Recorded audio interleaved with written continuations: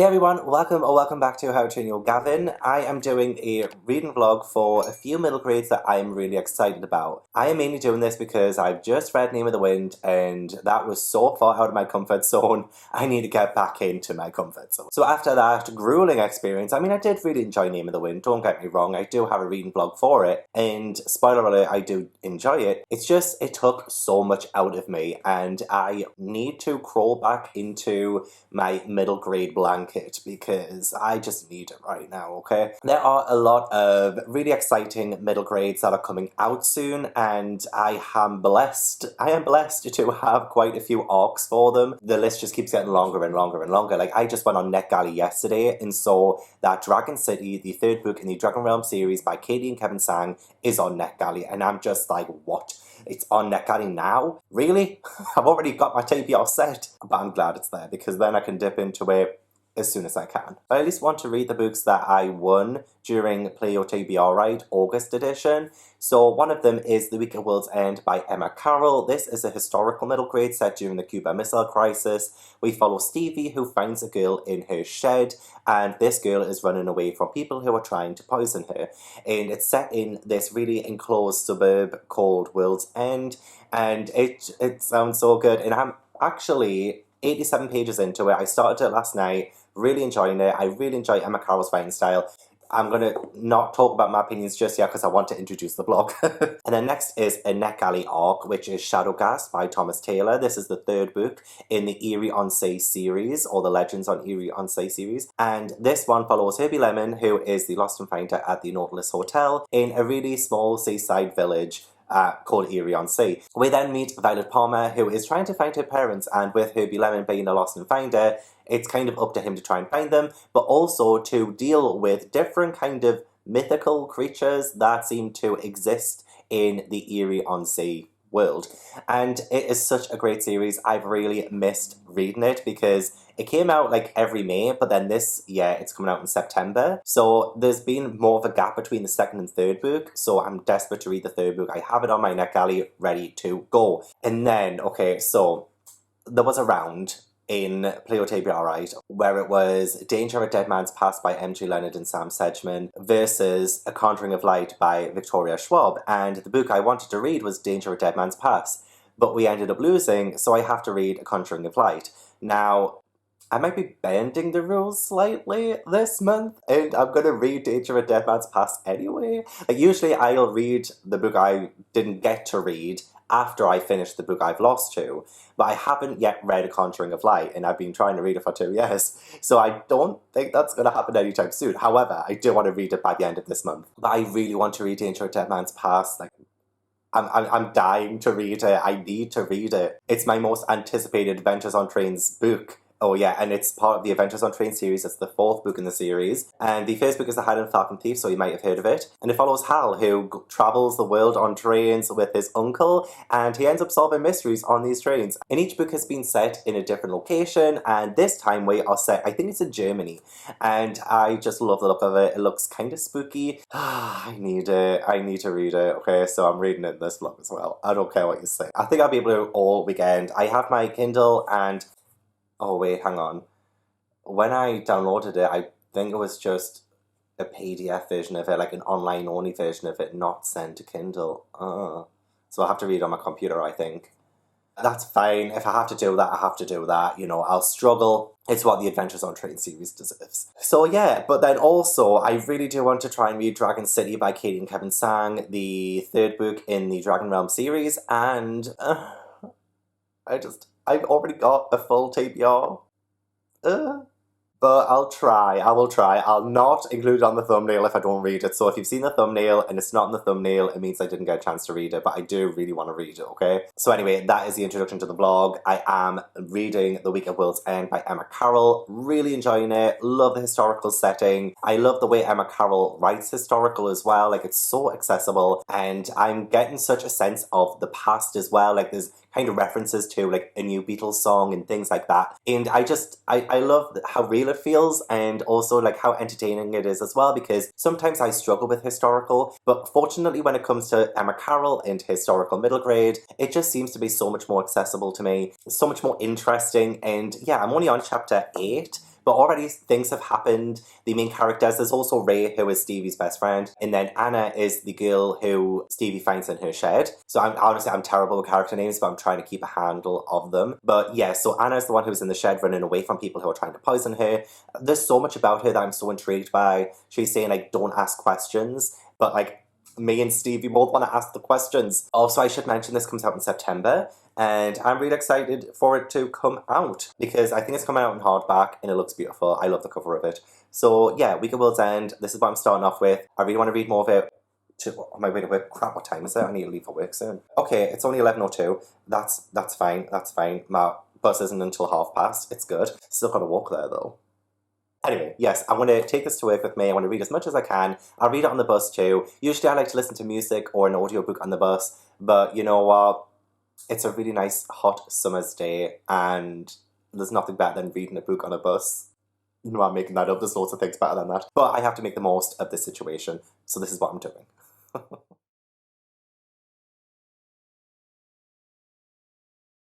Okay, it is 10 o'clock at night. I've not long finished work and I'm having a nice latte. I generally don't mind. As we saw in the last vlog, having a latte at midnight didn't even help.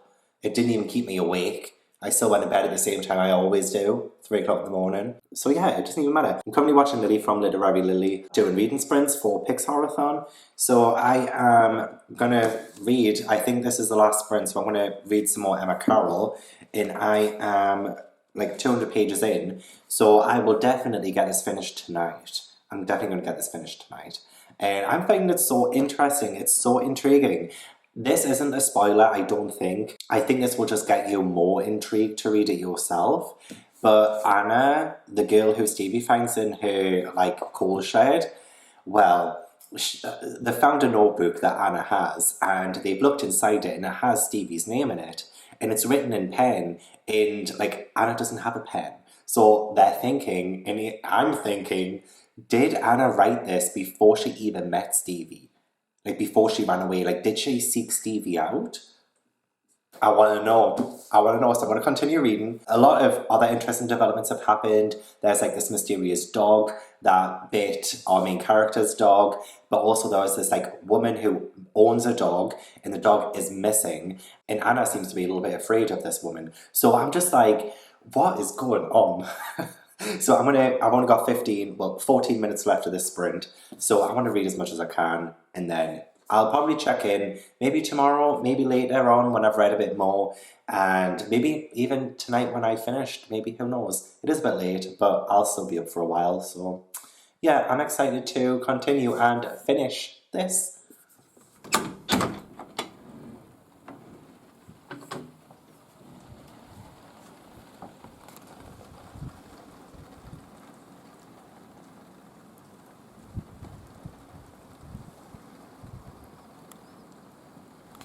This is what I've been waiting for the entire time I've been living in this house. Can you hear it? It's the rain. Oh, yes. Honestly, I'm so happy because it's a skylight, which means when the rain hits, it hits. Oh, let's just take a minute to appreciate it.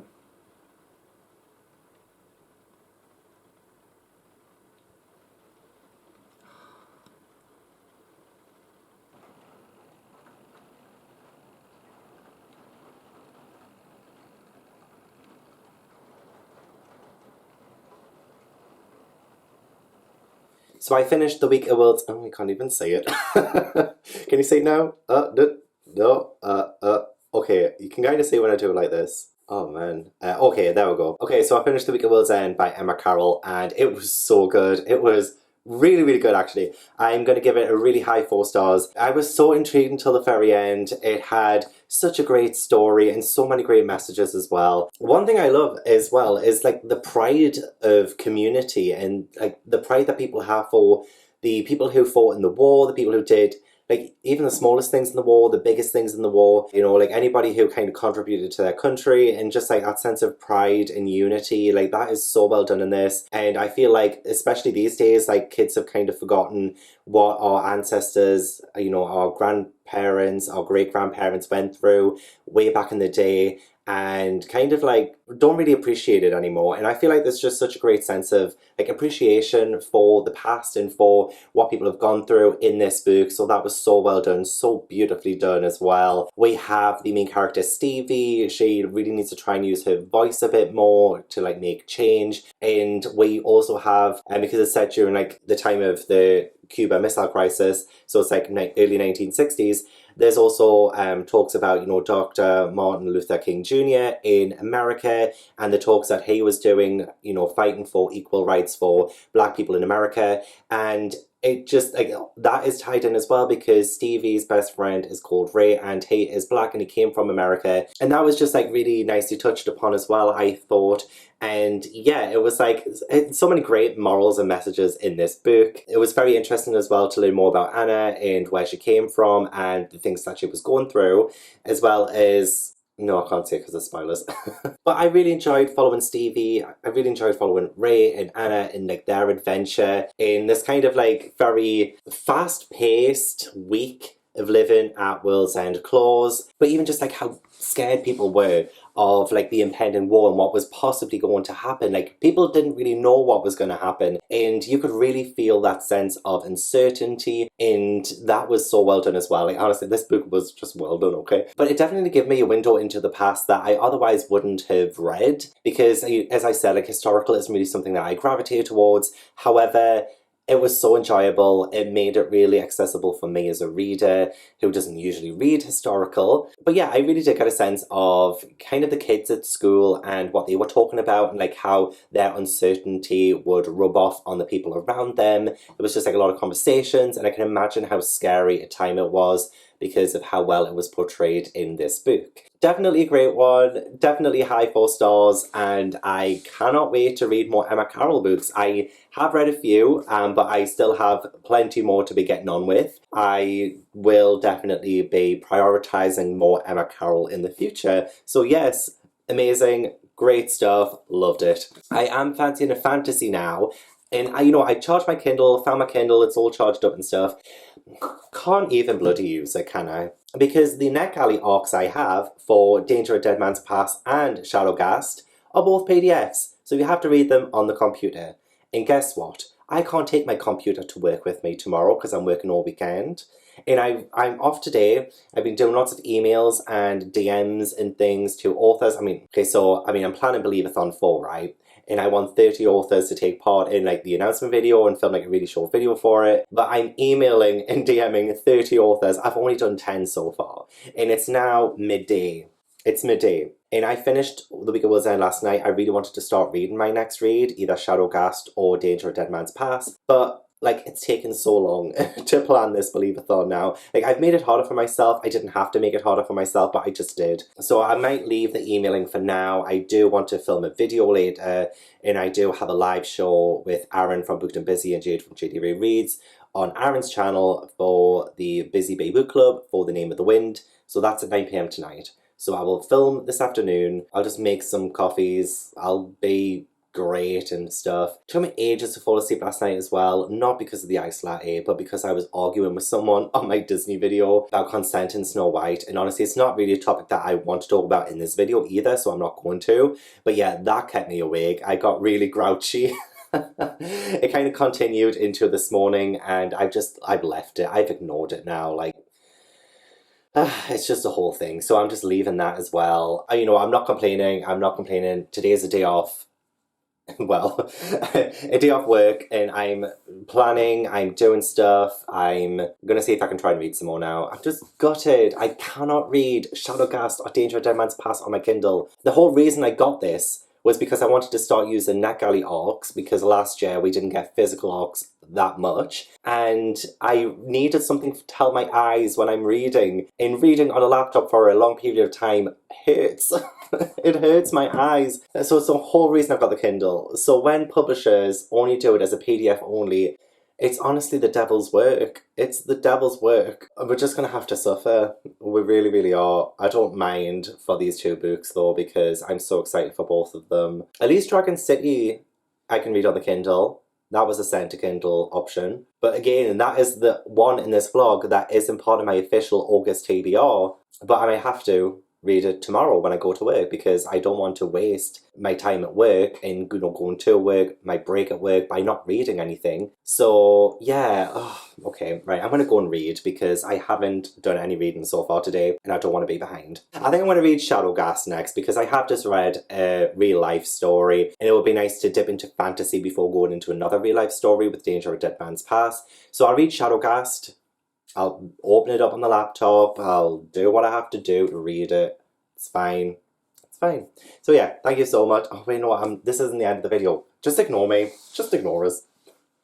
I mean, this has got to be perfect timing because the final copy of The Week of World's End came today. The publisher sent me it, which is incredible. It's a gorgeous hardback, which I knew was going to happen, but it's beautiful. 2nd of September this comes out. Thank you so much, Faber, for sending me the finished copy. Like, I literally just finished this last night. Like, I mean, I've had the proof for like a month and a half or something. Should have read it before now. It's like they knew I was reading this and were like, let's send him a finished copy. How great. I love the end papers. The end papers are beautiful. Nothing really under the dust jacket, but you know, it's a beautiful blue.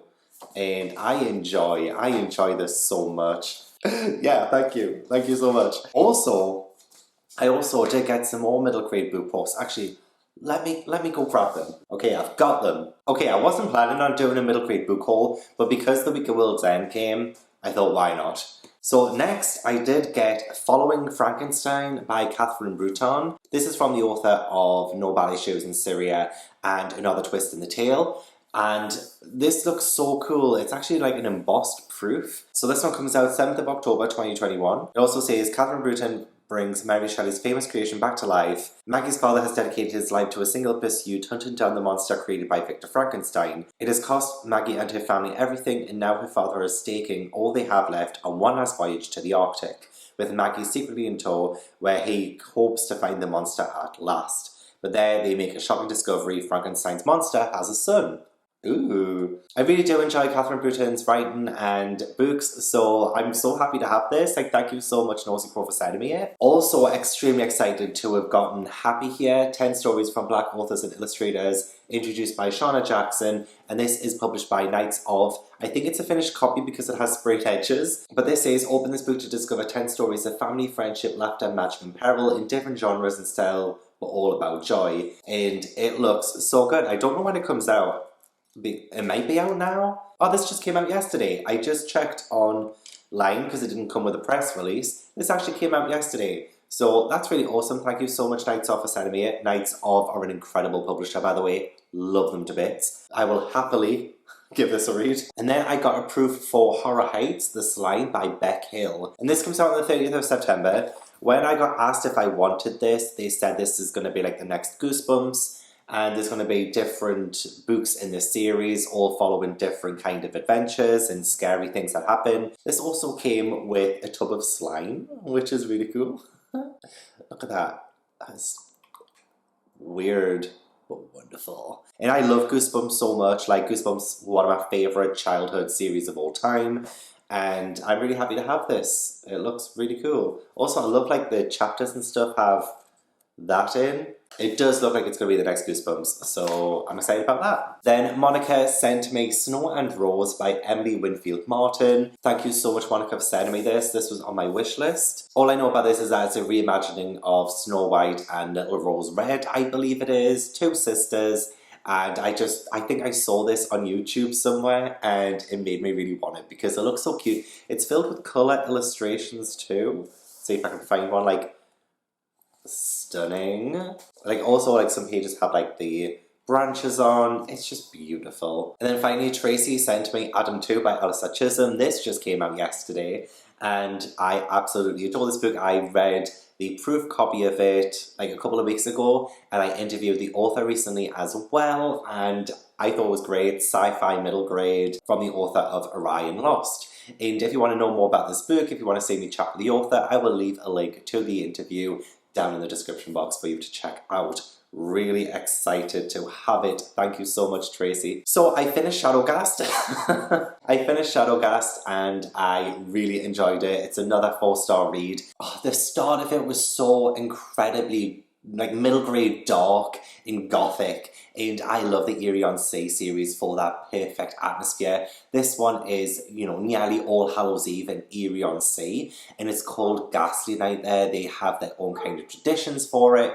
And things are just so eerie, like the atmosphere is pitch perfect, there are things that are going on to do with shadows and all of that. That's just really spooky and just set the mood so right. And that's how it started off. It just started off like that. And then we have Herbie and Violet. They're back and bigger than ever. And this stranger comes into town. And, oh, you know what? Actually, I need to see if blurb of the book says, so I'll make sure I'm not ruining things.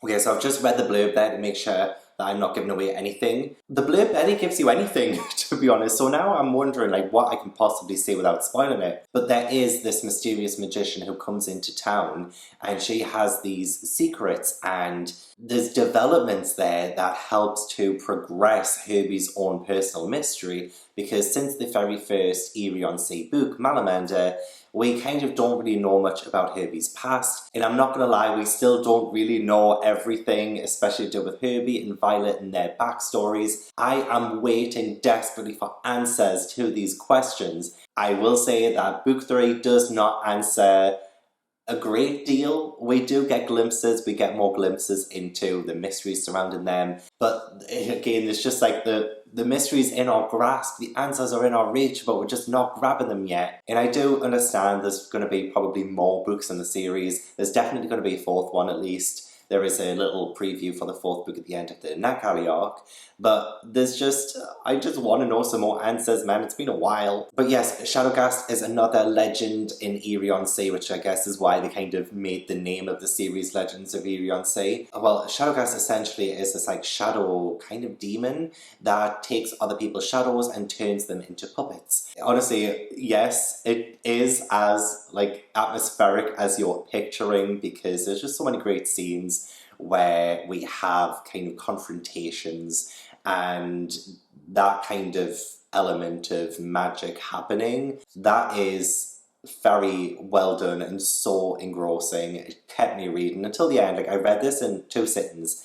I read a big chunk of it, and then I had to stop because my eyes was getting really tired, made some food, and then went back in, and then I had to lie down for an hour in bed, not gonna lie, because the computer screen was hurting, but I'm better now. I've had a little rest.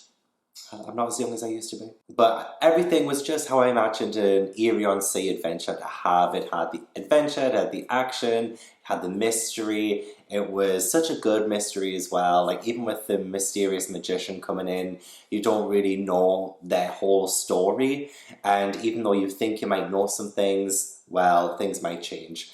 And it was just so good. I was worried that I was thinking it was going to be a little bit predictable by the end of it. But the more I read on, the more that I found out, the less predictable I found it. It was just a really good adventure story, so I really enjoyed it. What else can I say? There is a bit of strain with Violet's and Herbie's friendship, and I love their friendship so much. They are just so genuine and real, and to see that strain happening in book 3, I think it was about time, but also it just shows the depth of their friendship, and it was just so good.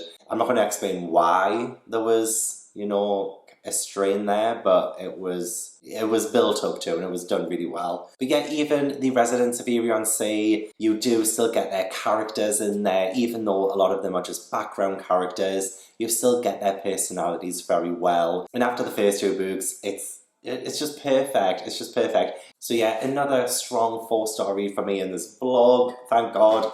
I had been in such a reading slump the past couple of months, what with the move happening and me struggling to be able to actually read, you know, and find time to read, but to be able to just sit down and read this in 2 sittings, and to read The Week at World's End as well in a couple of days, was just a breath of fresh air that I needed. So yes, next I will be reading Danger, A Dead Man's Past by M.G. Leonard and Sam Sedgman. I'll have to read it on my laptop again.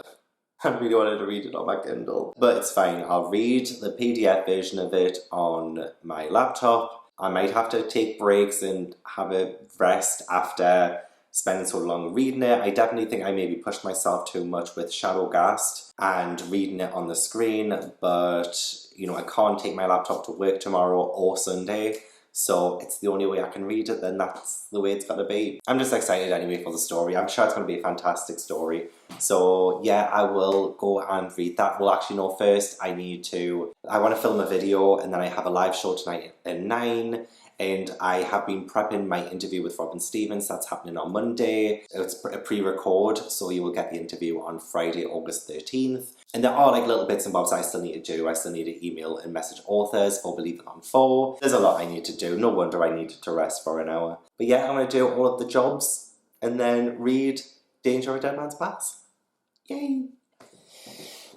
So, not long been in from work, I've had a shower, I'm about to start my Disney watch along with my patrons, and we are watching Cinderella. I am so excited. I loved Cinderella as a kid. I rewatched it a few years ago as well, and I really enjoyed it, but I definitely didn't think it was as amazing as I thought it was back when I first watched it as a kid. So it's going to be really interesting to see what I think of it with my patrons. We'll be playing a drinking game as well, so I'm going to pop some rum in this.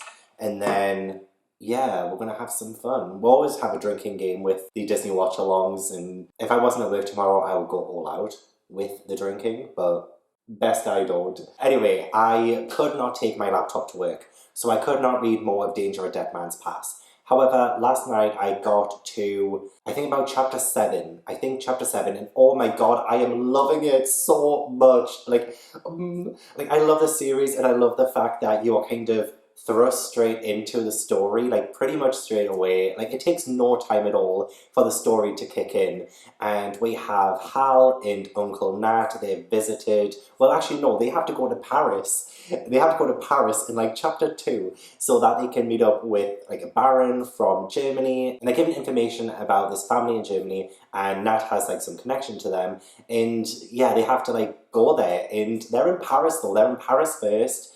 And I'm loving it. I've been to Paris a couple of times now. I can really visualize it. I mean, the illustrations by, I think her name is Eliza Paganelli, and they are in there in the digital arc, and they are beautiful, absolutely beautiful. Like Notre Dame, you can tell it's Notre Dame from the illustration, and even just like the way that Paris is described, and I love it so much. So yeah, it's just really nice to say that. But I couldn't take my laptop to work, so I had to hit pause on Danger of a Dead Man's Pass, and I ended up reading some Dragon City by Katie and Kevin Tsang on my way to work, during my break, and on the way from work as well. I'm about 35% in, I think. Let me double check actually. I might actually be further than that. Honestly, I barely ever read on the Kindle unless it's a NetGalley. Okay, 36%. It says I have 2 hours left in the book, which I'm loving as well. So yeah, this was definitely a last minute decision to read Dragon City because I have a set TBR for August, and I shouldn't be putting more on it, but I kind of am. I needed something to read at work because I couldn't take my laptop. I keep saying that, don't I? Like, I'm very bitter about that. But as soon as Dragon City hit NetGalley, I was on it. I had to have it. So I am 36% in, loving it. And honestly, every single Dragon Realm book has just been so different to the previous one. There was a huge twist at the end of book 1 that made book 2 feel so different to the first one. And then there was a twist at the end of book 2 that makes book 3 feel so different to the first 2. And it just keeps getting more and more exciting and darker as well. Like, oh my gosh, the amount of darkness that Dragon City has. And I can't even tell you the plot of it without spoiling what happens at the end of book 2. So it might tell you on the back of the book, but I don't even want to mention what happens because it just, every single book, like there's a huge game-changing twist that means the next book is just totally different. Saying that, I wonder if this book will end with a huge twist. Because if it does, I'm going to be mad. I can't deal anymore. I just seriously can't deal. Like, the characters have been put into this incredibly dangerous situation, and it's just so new to the characters, and you're kind of saying, like, how are they going to get out of this? And at the minute, like, I still don't know how they're going to get out of it. I can mention this because it's just something that happens in it, but yeah, this dragon death drop, that's just so dark. And I love it. Still got that charm from the first 2 books. Like, I really do love the characters. I love their friendship. just, oh god, it's so hard to talk without spoilers. And the dragons in this, okay, so I can't say there's dragons in this. There's a new dragon I really enjoy in this too. I guess, Dragon City, I guess that means, like even the title alone tells you that they go to a dragon city, right? So that's interesting. And seeing how dragons interact with humans is very interesting. And yeah, that isn't spoiling anything, so that's all right. But yeah, so really enjoying it. I will continue. This is why it's like so confusing, because I'm going to read Danger at Dead Man's Pass after my watch along, which is happening in literally 10 minutes. I'm going to get set up. I do have my blanket and stuff, and I'm going to, get really cozy and watch it with my patrons. Yeah, I'm going to read Danger at Dead Man's Pass after the live show, and I'm going to read Dragon City, when I'm going to work and at work and stuff, just so I'm like using my time wisely. But I'm really excited to just finish Dragon City, and I've only got 2 hours left according to the Kindle. Oh no, I can't finish it tonight because I need something to read tomorrow at work. And I don't want to start a new thing. It has to be Danger at Dead Man's Pass tonight. And I'm excited about that as well, though. I am so excited about that. But so, when you're like reading 2 incredible books at once, and you're just like, I just want to read them both right now as well. So yes, anyway, that was the update. I'm glad I could talk a little bit about both. And I'm going to put some rum in this. Well, I'm going to make a new one, put some rum in it. And have a great night. I'm going to have a great night. Hey, welcome everyone, or welcome back to How to Train Your Gavin. I am so excited because this is another In Conversation With episode, and today I get to do it with the queen of middle grade murder mystery, Robin Stevens. Thank you so much for joining me, Robin. And do you want to introduce yourself to the people watching? Yes, hello, I'm Robin Stevens. I am the author of the Murder Most Unladylike Mysteries series, all the books that are behind Gavin. So I've just finished doing an interview with Robin Stevens, and it went so well. I loved it so much. I love doing my interviews, I really do. I will leave a link to the interview with Robin Stevens in the description box. However, that's not going up until Friday the 13th, and this vlog is going up hopefully tomorrow. It is Monday, so it won't be available to watch just yet, but I will update the description box with a link to the interview when it goes up. So yeah, check it out because it's awesome. It's spoiler free as well, so you don't need to have read any of these books behind me to, watch it. So yeah, that was really fun. Really enjoyed that. And I've been sorting out some Believathon stuff this morning and asking more authors. I still have more authors to ask as well. But so far so good. I've got my iced latte as well because, in the words of Kristen Bell in The Good Place, yeah, basic. Before I talk about Did I? Oh, I finished Dragon City. Okay, I finished Dragon City and I want to tell you about what I thought about it in a second. So good. I do want to show you this first. Ryan from Ryan Connolly Art sent me a couple of these beautiful prints, and I will leave a link to his website and his Etsy, which I think is Ryan Connolly Art, in the description box. He does like custom book tower prints and everything as well. But there's a sort of Nevernight one, which is looking beautiful, and a Quarter Mist and Fury Sarah J. Maas print that he sent me as well. Like, aren't they so beautiful?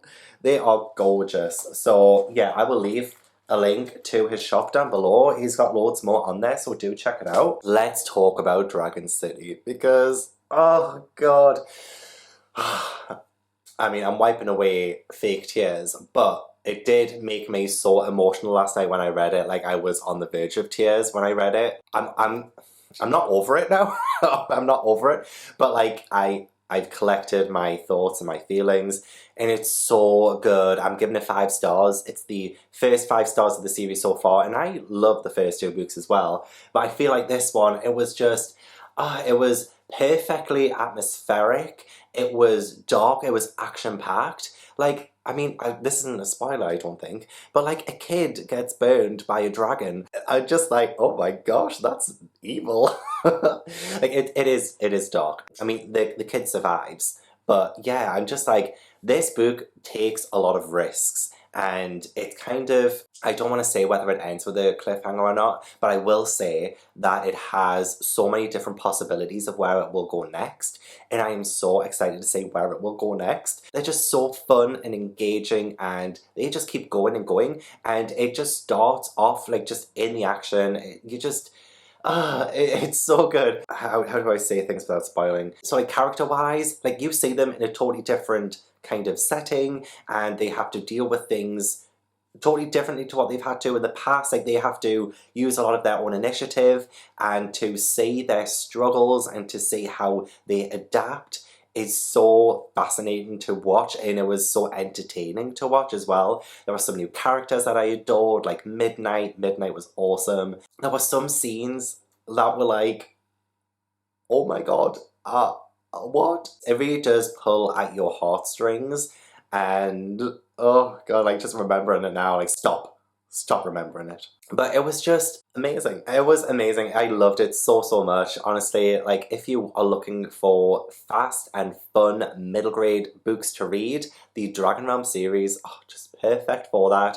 And there is another book coming after this one. I'm so happy about that. And it's going to be awesome. It's going to be amazing. I would have updated you this last night, but after a long day, I was just really tired. It was nice to finish off my day reading Dragon City.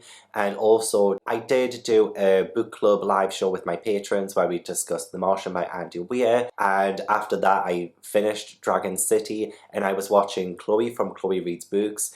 She was doing live reading sprints on her channel, so I managed to tune into, I think, the last 2 sprints of that, and then I just read the rest of it, where I only had like maybe like 45 minutes left after the sprints, so it wasn't too bad. It was fab. So yeah, that was Dragon City by Katie Tsang. 5 stars, loved it. So next it is Danger Dead Man's Pass, which I'm still reading. I'm on chapter 11, and honestly, I am still loving this. I am still bloody loving this. This is one of my comfort series for middle grade now. Like this is book 4, and I am loving this. Oh, again, something so comforting about, I guess, a crime.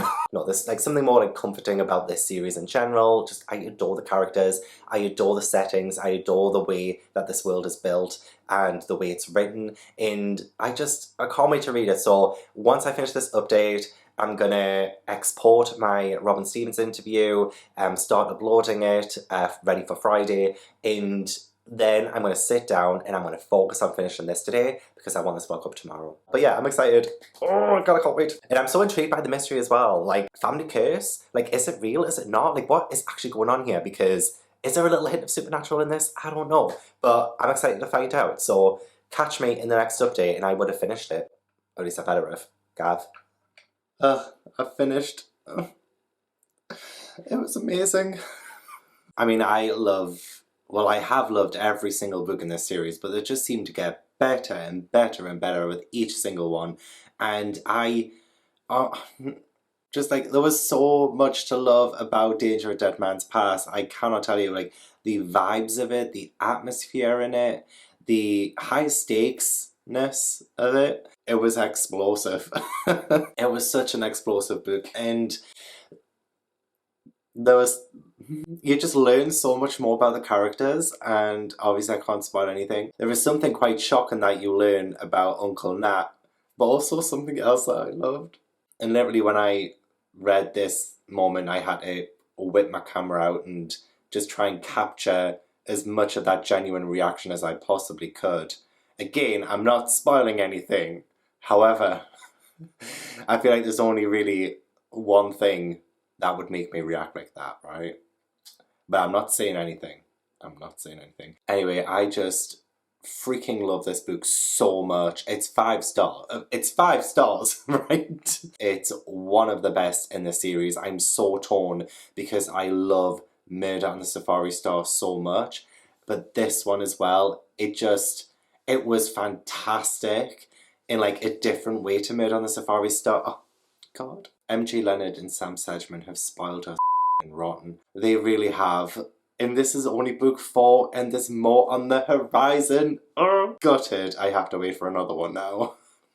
It did take me a bit longer to read it though because having it on the computer. Macmillan, next time you have this as a NetGalley, please do a Kindle version of it, please. I don't know why, but do I sound different as well? Does my voice sound a little bit more gruff? Maybe it's because I'm emotional because I finished Danger at Dead Man's Past and I'm like, well, what am I going to do with my life now? It was also a mystery that I thought unraveled really well. The pacing of it was perfect. There were so many great scenes in it, and I also love the way that Hal worked with puzzles in this. There was a moment with a really tricky puzzle that he had to solve. He just got some help by some new characters, and it was really interesting to see that dynamic. It was also really interesting to see the dynamic between Hal and Uncle Nat in this one, because this is a bit of a different one to what we've had before, because in the previous 3 books, Hal and Uncle Nat have stumbled across a crime, but this time they purposefully go somewhere because of a crime, and that just, it changed the dynamic so much, and it gave this, like, it felt rather unsettling, which is perfect for this kind of book, because this is a more kind of darker, it is a bit more of a atmospheric book than the previous 3, and it just worked so well. It was just brilliant. 10 out of 10. 5 stars. I loved it so much. So much. I cannot wait to have the actual physical copy of it and put it in with my collection with the other Adventures on Trains books and just have them all together, because gonna look so bloody gorgeous. Anyway, I really do feel like I might be losing my voice a little bit. All I feel like I've been doing is like talking. Oh my god, the lighting's terrible, isn't it? Oh god. Anyway, it doesn't matter. What I am taking away from today is that I have been so very productive. It is now, oh my god, it's 1 a.m. It's 1 a.m. and I really need to edit this. I haven't edited any of this vlog. Not one bit of it's been edited. I'll do it in the morning. I'll wake up early, I'll start editing. I meet my friend at 12, and then I might have a cheeky little date tomorrow night. AKA tonight, because it is tomorrow technically. And it's the first date I've been on in... God, I can't even remember the last time I was on a date. Oh, I don't want to talk about that in case, you know, I end up looking like a mug. Maybe I might get stood up again. Maybe they'll ghost me, maybe they'll cancel last minute, you know, it happens to me all the time. Let us not play the small violins. Let's end this vlog on a high note and say I read 4 fantastic books. I read The Week at World's End by Emma Carroll. I read Shadowghast by Thomas Taylor. I read Dragon City by Katie and Gavin Tsang. And then I finished it off with Murder on the... No, it's not. Danger at Dead Man's Past by MJ Leonard and Sam Sedgman. So that's 4 fantastic books that I read in this vlog. I'm so happy. And maybe I'm starting to get my reading mojo back a little bit. I felt like I lost it when I was doing my move, and the past 2 months I've been really rubbish at reading. But I've read 4 books in one vlog. Some of them were on the computer, which really bloody hurt my eyes. But I suffered the pain for the rewards. And there were rewards to be had. I'm going to end the vlog here because I'm getting delirious. I need a shave, I need to go in the shower, I need to sleep, I need to edit, I need to look gorgeous for my day. Anyway, thank you so much for watching, I really appreciate it. Please leave this video a like if you enjoyed, subscribe if you haven't already, and I will hopefully see you in the next video. Bye!